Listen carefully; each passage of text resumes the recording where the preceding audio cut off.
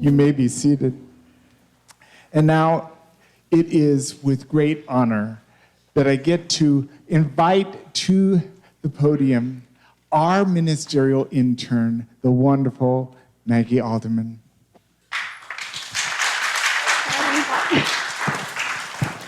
Good morning. Oh, I just love to get a good look at you all and feel your energy because it fills me up as I drop in. And I just want to thank Reverend Gary for giving me the opportunity, as not being a pinch hitter, to speak and to practice my craft with a little more time to prepare than the last time. And I'm having a moment of a overflowing heart because I have my dads here and my baby, my son, and some adorable, delightful, and most supportive friends from my home church in Wimberley. So no pressure as I step in to the first time they've seen me give a talk live. So we're talking today about the power of connection. The power of connection, and what rolled around in my mind as I prepared my thoughts and got myself in a place to listen to what needed to be said through me with Spirit was Matthew 5:8. In Matthew chapter 5, we find the Beatitudes, and verse 8 is, "Blessed are the pure of heart, for they will see God." Blessed are the pure of heart, for they will see God. We hear Jesus talk about our hearts more than any aspect of our physical makeup. He didn't seem too worried if we were hungry or in a bad mood, but he was really concerned about our heart, this place where we live and express our divine essence. And as we give, we so receive. So I wanted to talk today about the unity principle number 1. As we get back to basics, you know, you think about a basketball team and they lose a game and their coach is like, "We're running fundamentals." And those fundamentals will kick your tail at times. You run until you feel like your legs are going to fall off. Well, I said, I want to get back to basics. So I've been running in circles about the one presence and the one power and all that is good and all the places that I can see God. And more importantly, all the places that I'm being asked to show up as the divine presence in connection. So why is that important to me? It's come up because I just had a birthday on the 11th when we were celebrating the gala and I was running around and holding art up. I was also in a deep reflection about those things that are most passionate for me, those things that I could do inexhaustibly. And in that reflection, I wondered to myself if I had done enough of it. And connection came up for me. Connecting one-on-one with people not just that I know, though that is critically important, but people beyond just myself. Because I value cultural diversity. I value the individual stories and how in connection with each and every one of you, you add to my own spiritual expansiveness because I gain a deeper understanding. And then I'm able to come into a place where I can relate to you. Follow my equation.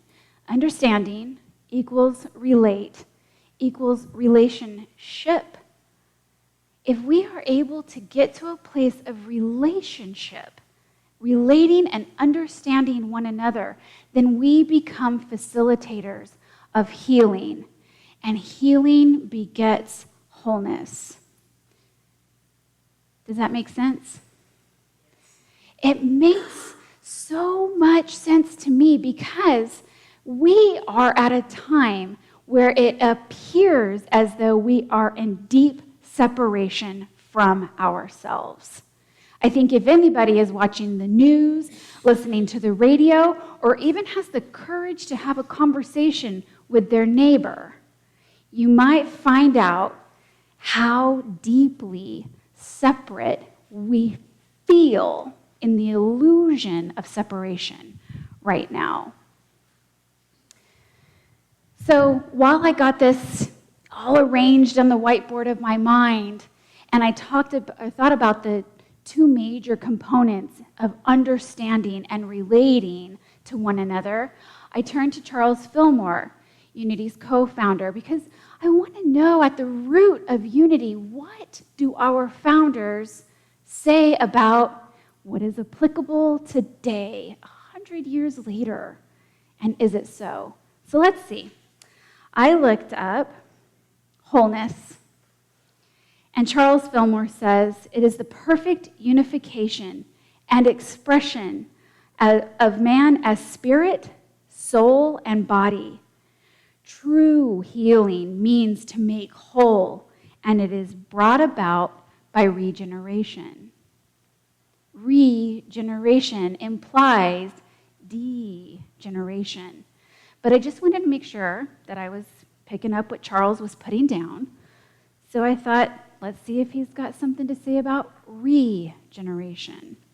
And he does. He says, regeneration is a change in which abundant spiritual life, even eternal life, is incorporated into the body. The transformation that takes place through bringing all the forces of mind and body into the support of the Christ ideal. This is the unification of spirit and soul and spiritual oneness. So it was totally by accident that I came up with the equation. But I love when that happens and I go, this ministerial school is actually working. I understand what Charles is saying. Look at. And I just came up with a way for me to remember my place in the process of restoring wholeness and healing for my community, my family, and that getting carried beyond. So I said that we were in a place of a great divide. That's the appearance. But what if it wasn't a divide? What if we were just in a place of tremendous transformation? Something that is so grand in where we're going that to get there, we got to wrap up a bunch of crud down here. The way that I learned this in a way that I can explain it and articulate it and digest it is through spiral dynamics. Anybody here familiar with the learnings and teachings of spiral dynamics? Good, I'm not alone. I could nerd out forever, but let me give you the synopsis here. Spiral dynamics is the conglomeration of the body of work that Professor Claire Graves did. It is the observation of history as we evolve and an attempt to place on a spiral how we evolve and the characteristics that go along with that. So each evolution, there are 8 of them, starts really small and simple, and it gets bigger and wider and more complex. So can you guess where we are? We're circling the top of the spiral right now. We've moved through about 5 of them, and we are sitting in the gradient area between what is orange and a me era, and green, what is a we era. So in orange, for 200 years, that means everyone in this room and watching online has been raised and brought up in orange. It is a technologically focused, progressive, self-interested development era where we have expanded and connected in ways that we have leveraged industry. We have expanded transportation. We have connected through the internet and seen the degradation of snail mail because we can instantly connect with one another. We've also suffered through countless wars the last 200 years and seen poverty and the crash of the stock market. We have been through random illnesses that have wiped out total populations, but it's made us look deeper and work harder in the scientific, medical arena. So this is great, wonderful work that's coming out of the orange era, and now the green is saying, how great, and how does everybody get some of that? We are at the place where we are coming in to community, where it's not everyone for themselves. We're actually raising up in our consciousness and looking to our right and to our left. So go ahead, look to your right and your left. You're green. You're green, evidenced by the fact that you are in a Unity Church voluntarily on this Sunday morning. You are answering the call to be that change agent. You are not alone. We are all in it together, but it doesn't mean that it's going to be easy, because we've got Orange, who's like a bully on a playground, who's had the lay of the land, getting all the lunch money, always has the first dibs on the swing set, and now someone bigger is saying, how about she gets a turn? How about he gets a turn? So we as green are also being asked to show up differently, doing something that we won't have to do too far off in the future, but right now it looks like social action. Right now it looks like maybe going to a march, or maybe signing a petition, or maybe connecting with one another. That's what I'm suggesting today. I struggle. I said it earlier. It ain't easy being green. Kermit got it right. Okay? I mean, way back ago, Kermit said, it ain't easy being green. It isn't easy being green in an orange world until we get off that last trail, right? I know I struggle. I do. I have the awareness of my position and my answering the call in life. I'm in it with all of you. But I was raised in orange. I was raised to acquire a home and get my career and raise my family and get my education and set up a legacy, whatever that may be, however it may be, whatever the cost is. And in green, as we are called to a higher level of consciousness, I struggle to slow down. I struggle to want to step outside myself and make those personal connections that contribute to my existence and my expansion and understanding and foster healing and wholeness. Because it's hard. Connection takes a lot of energy. And we are not done in orange, so we still have our blinders on. So I'll tell you a story. I had to go through Chicago Midway when I was on my way back for my last trip to Unity Village. Boy, I was determined to get home. I love Unity Village, but I am exhausted at the end of it, and I wanted to get in my own bed.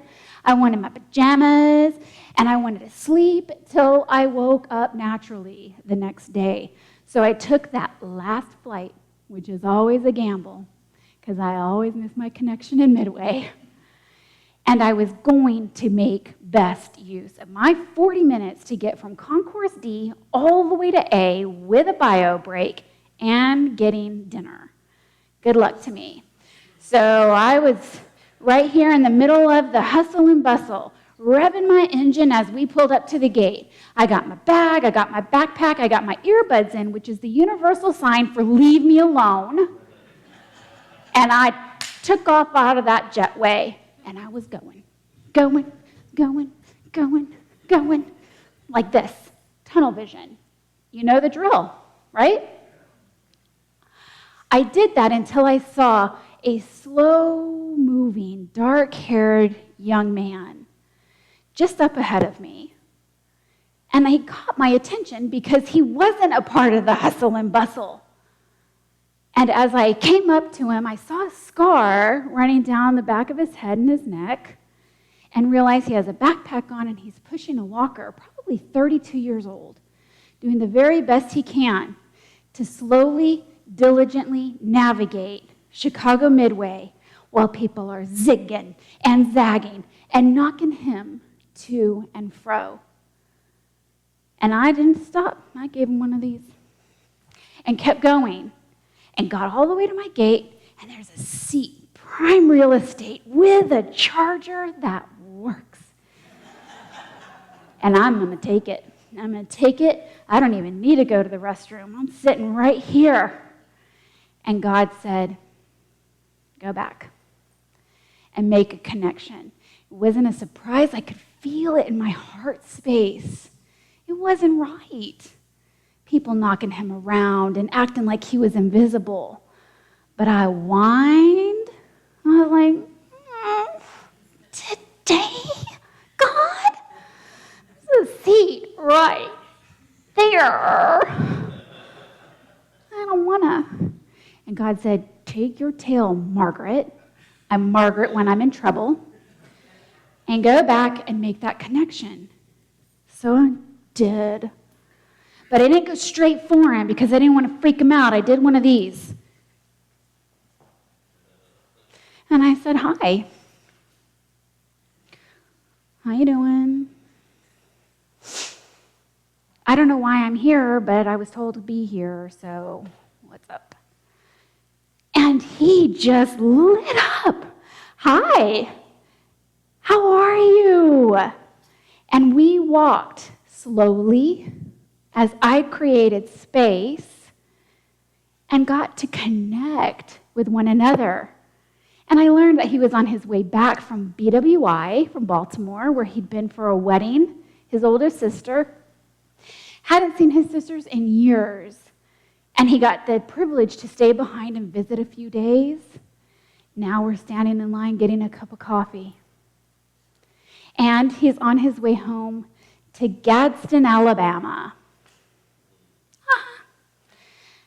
The connection could have been, oh, Gadsden. My stepdad is from that area. But it wasn't that. I said, have a nice day, have a nice flight. We made our departure. And on the plane, I realized that I had done something more. I had made more of a connection with this young man by learning a bit about his story. Not the scar, not the walker, just him as a human being. And in my departure, in my absence, I left behind the seeds of forgiveness, the seeds of the opportunity for him to form a different story. How many times do we talk in terms of absolute? Everybody is against me. Nobody sees me. Everything's awful. That could have been true because that is what was happening. But getting on his plane, leaving, that could no longer be the truth. And so that story takes front row seat and is what gets spread beyond.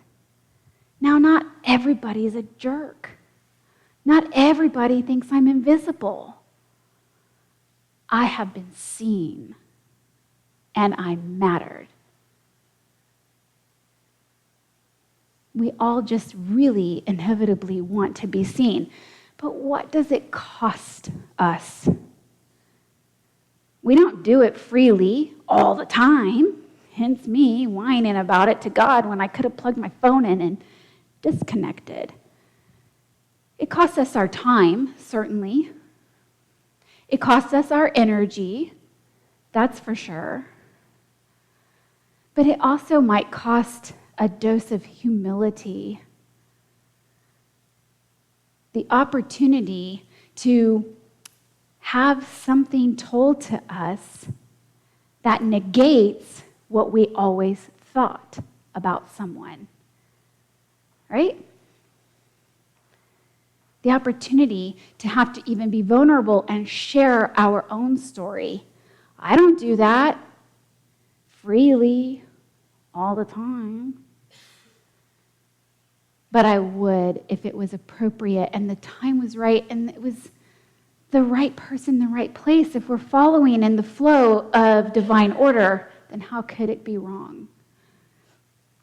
I went with my son last night to see The Joker. Talk about a bid for connection. I'm not a fan of Joker, but he wanted to go and I wanted to be with him. And this iteration of the Joker laughs hysterically and uncontrollably due to a mental disorder at inappropriate times. So he is and really crying and distraught on the inside. And it's so powerful, he can't even talk, so he has a card. And it says, I have a condition, turn it over. I laugh inappropriately, and what's happening on the outside doesn't match what's going on the inside. How many of us show up that way? How many of us are putting on a happy face, but something doesn't feel right, or we're acting out and unable to articulate what's going on with us? Because we just need a sounding board. We need someone that will be making that connection. So I invite you to think about what might be on your card. If you're laughing uncontrollably, but hurting on the inside. So I wanted to end with a story from the Book of Awakening by Mark Nepo. It is on November 16th, or a story that comes out of the Talmud. And it articulates how beautifully we are journeying together alone. And it's about a story about a rabbi teaching his students. So breathe and be the student. The rabbi says, how do you know the first moment of dawn? And a long stretch of silence goes amongst the students. And finally one says, oh, I know. It's when you can distinguish between a sheep and a dog. And the rabbi says, no. So another stretch of silence ensues. And another hand goes up and they say, oh, it's when you can tell the difference between a fig tree and an olive tree. And the rabbi says, no. And when there was no other answer coming forward, he circled the students and walked between them. And then he offered this. The first moment of dawn is when you can look into another human being's eyes and see yourself. In the era we have been raised, we are not taught or conditioned to step outside of ourselves. But isn't it true that we are all the divine spirit? We all were gifted that birthright of having that seed within us. If it's true for me, it's true for you. And taking the moment to understand one another, to relate with one another, offers us the opportunity to regain and restore the sense of wholeness together. And we said yes to being here at this time and this life. So we are change agents together. I see you. Namaste.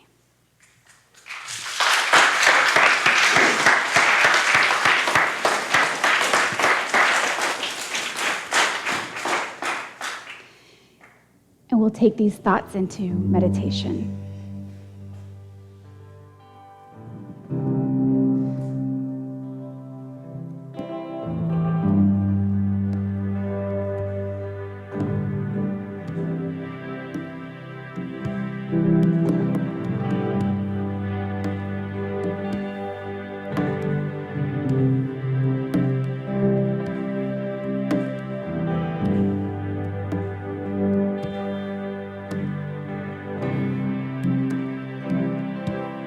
Go within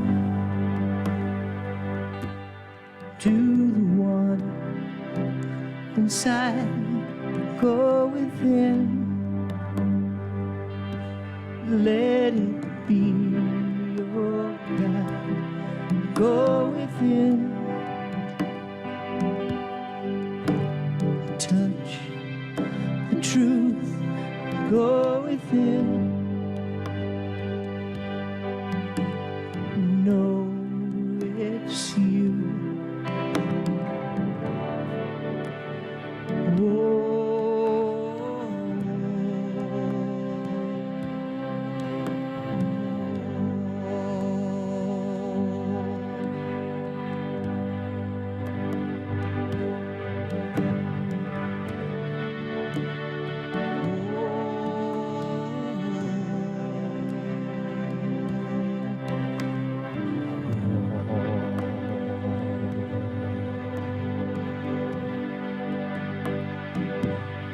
Go within to the place that's still. Go within. Let that be your will. Go within to the one inside. Go within. Let it be your guide. So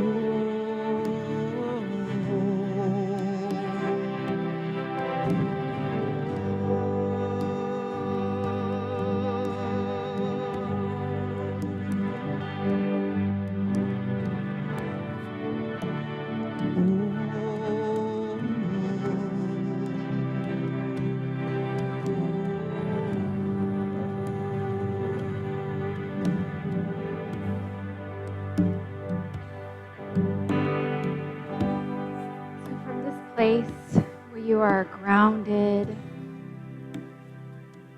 I invite you to visualize the connection between head and heart, divine and human experience. Taking a deep breath, bring your imagination to the center of your heart space, the altar where our divine Christ presence shines through, the place where truth lives, where there are no filters to be applied.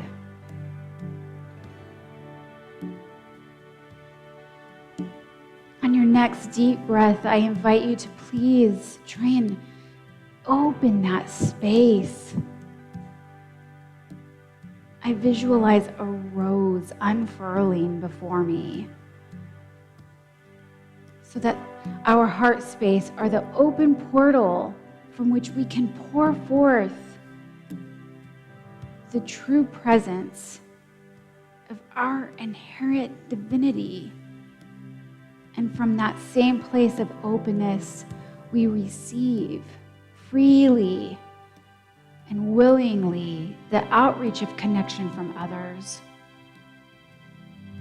because it is that symbiotic flow of energy and awareness between two divine beings that restore us to the sense of wholeness, to the sense of perfection.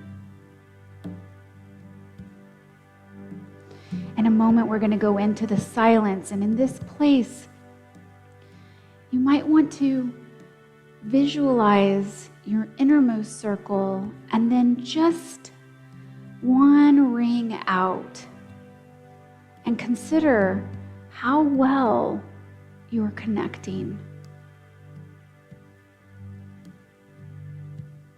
how inviting you are to connection, and where you may have missed an opportunity that you can go back and retrieve.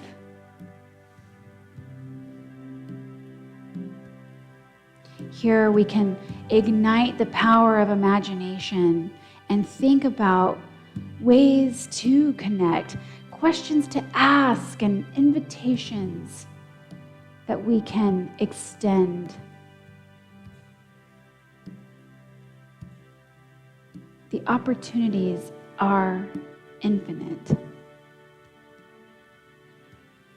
So breathe in and rest easy, knowing that the divine ideas are yours for the taking here in the silence.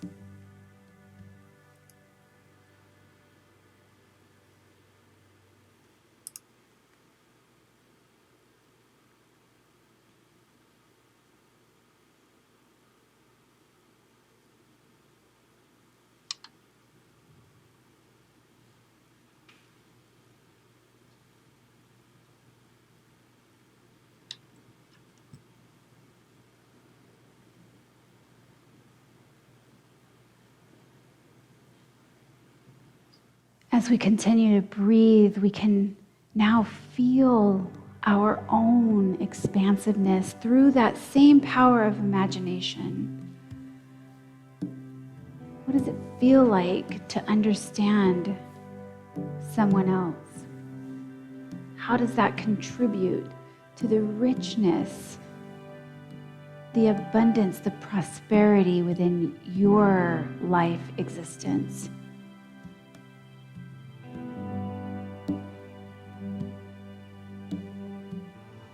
Feel that energy. Feel how you take up a little more energetic space.